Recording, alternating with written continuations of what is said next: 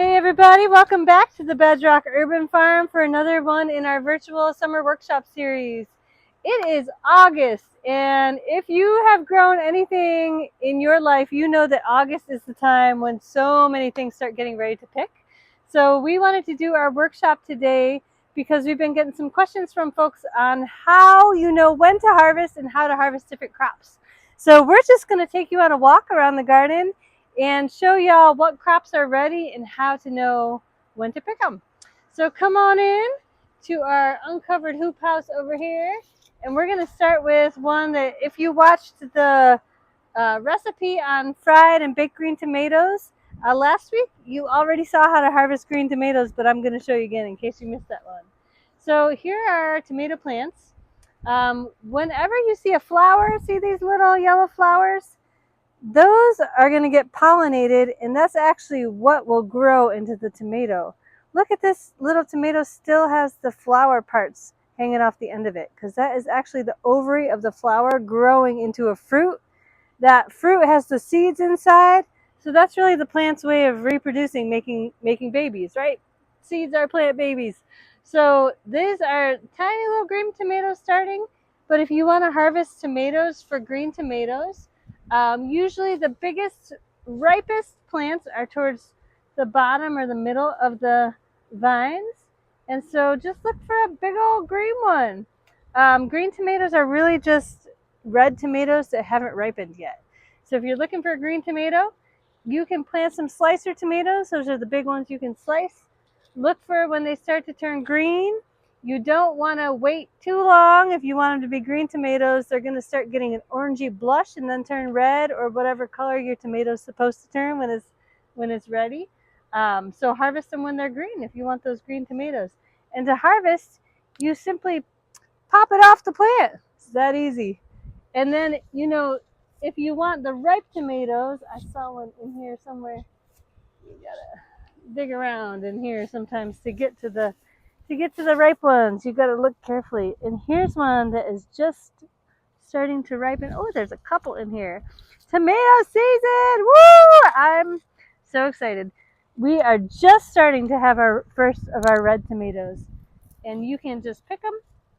If you pick them when they're like not fully red, that is totally okay, because they will actually turn red sitting on your counter. So you can harvest them when they're just starting to turn red. They will finish the rest of the way.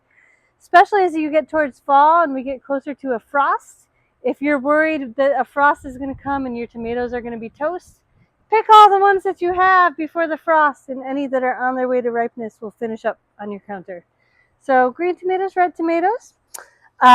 If you are growing zucchini or summer squash, we can shift on over here. This is a really cool thing about squash family plants, is that they have two different kinds of flowers. They have male flowers that look like this. They have a really tall stalk. If you open up the flower itself, you can see this little centerpiece. That is what has the pollen on it. If you touch it, that's yellow. For a squash to grow, pollen needs to get from that male flower onto the female flower. They have separate male and female flowers. And look at this right here. This is what a female flower looks like. It has an ovary, and the ovary is what grows once the flower gets pollinated into a fruit. And if you check out the inside of a female, ooh, that one's slimy.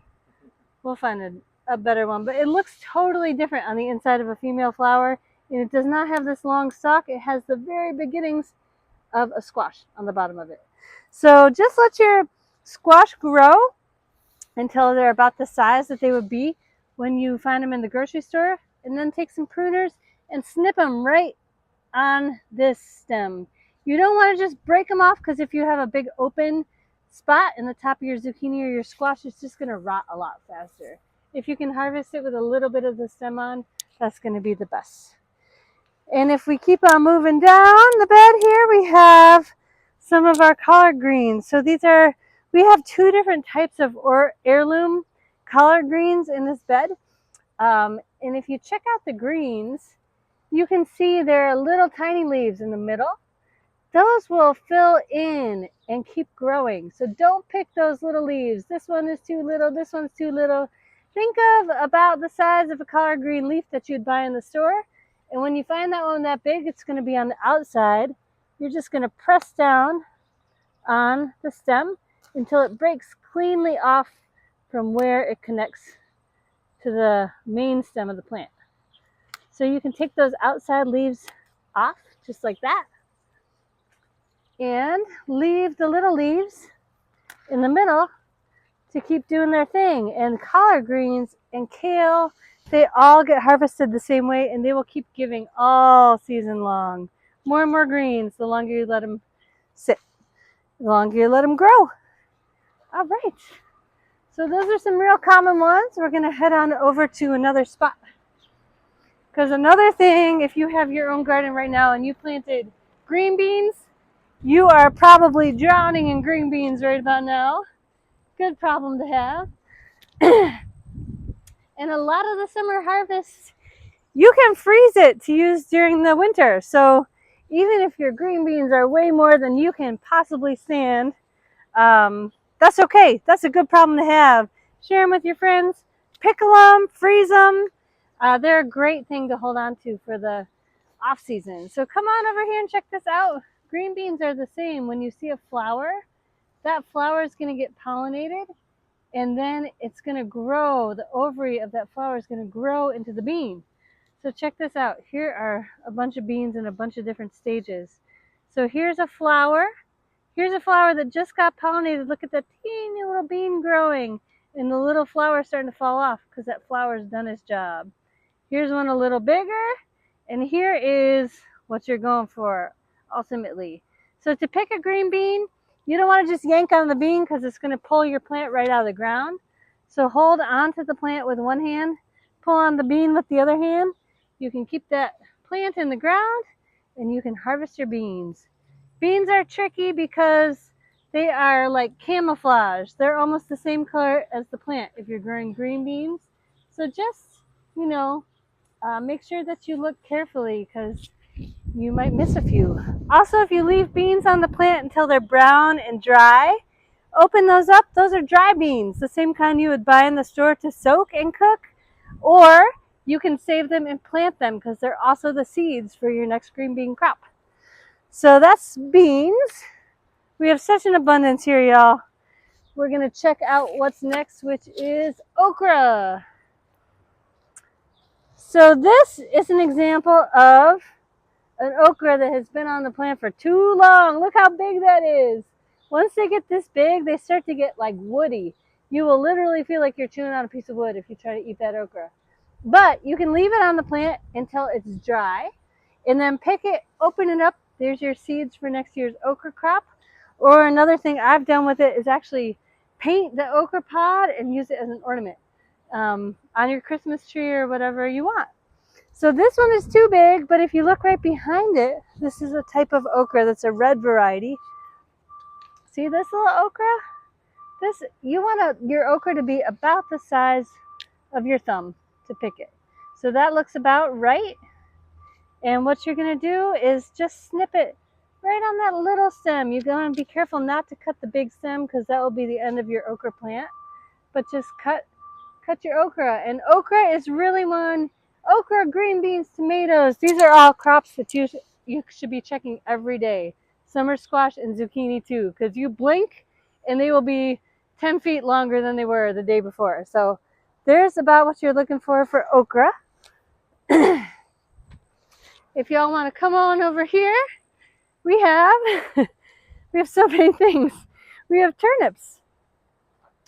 So some of those root crops, if you're waiting to tell when they are ready to pick, all you have to do is scoot the leaves aside and look down towards the ground. You see these little turnip bulbs sticking out the top of the soil?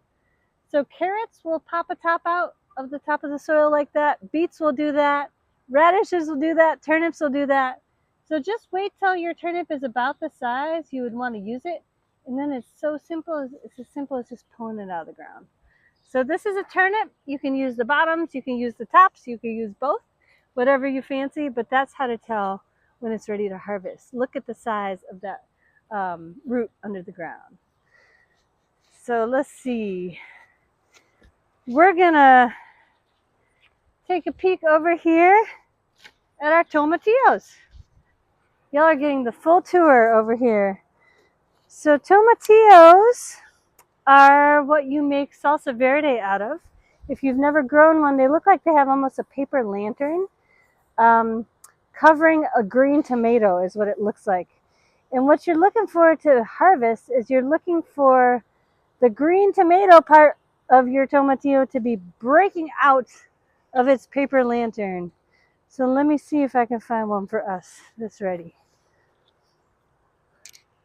Let's see. This one looks pretty close. All right.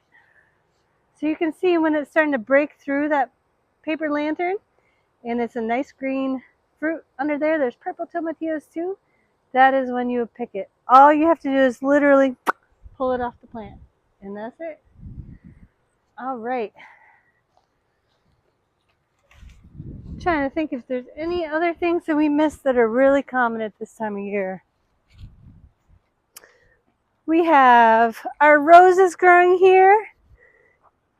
You can wait in the fall, and just like all those other plants, if you look carefully, you could see at the base of them, there's a little bulb. That's the ovary of the rose, and that's going to grow into a rose hip that you can pick to use for tea or herbal preparations in the fall.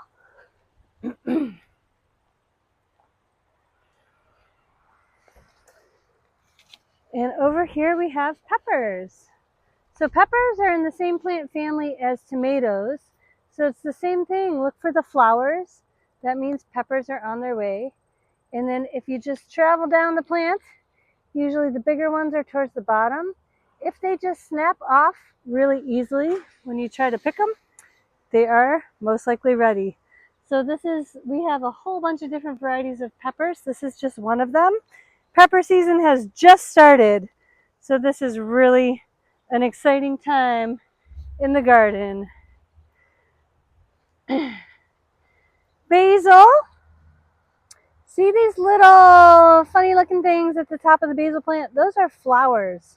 What you want to do to keep your basil encouraging it to make leaves is to take off those flowers. Because if you leave them on, the plant is just going to put its energy into those flowers, because that's going to be the seeds for basil plants. So I pinch off the flowers, and then the way I like to harvest basil is actually cutting off an entire stem of it, one of the side stems, like that, and letting the central stalk stay, and then it will grow more stalks off that central stalk if you harvest it that way. And so basil, instead of just cutting the whole plant down, again, you can take stalk by stalk and encourage it to keep going throughout the season. And I think that might be most of the ones that we were excited to show y'all today.